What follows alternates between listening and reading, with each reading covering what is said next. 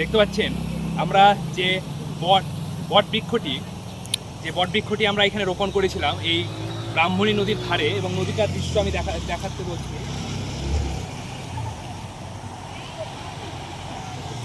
দেখতে পাচ্ছেন এই ব্রাহ্মণী নদীর দৃশ্যটি দেখলেন, খুব সুন্দর দৃশ্য, এবং এই রাস্তাতে জল উঠে গেছে যার ফলে এই দৃশ্যটি খুব সুন্দর। আমরা চেষ্টা করেছি বটবৃক্ষটি এখানে রোপণ করার। পাশে একটি আমাদের মুখাগ্নি রয়েছে, মুখাগ্নির পাশে আমরা বটবৃক্ষটি রোপণ করেছিলাম, এবং এই যে দেখতে পাচ্ছেন এই পেছনে মুখাগ্নিতে রয়েছে। এখানে বটবৃক্ষটি রোপণ করার একটি উদ্দেশ্য, সেটা আমি দেখাচ্ছি।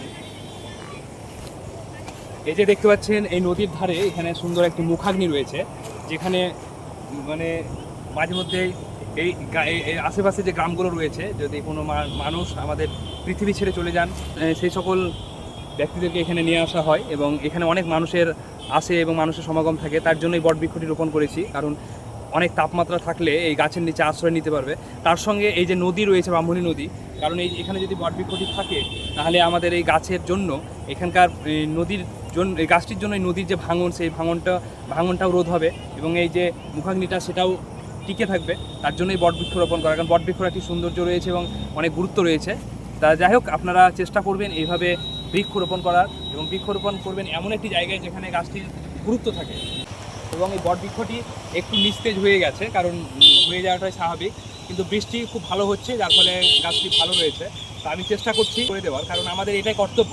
কারণ যে কোনো জায়গাতে গাছ রোপণ করার পরে সেই গাছটি কেমন রয়েছে, কীভাবে রয়েছে, এবং গাছটির দেখভাল করা, রক্ষণাবেক্ষণ, সেগুলো আমাদেরকে হবে।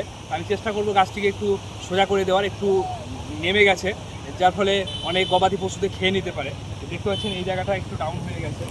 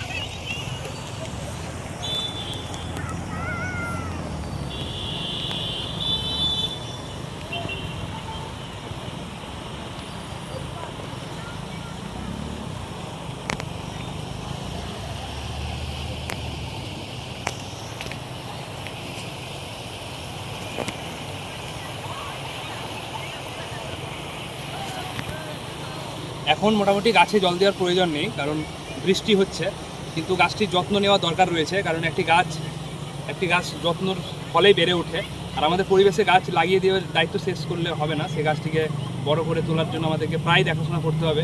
আমি চেষ্টা করব গাছটিকে যাতে ঠিকঠাক থাকে সেদিকে নজর রাখা।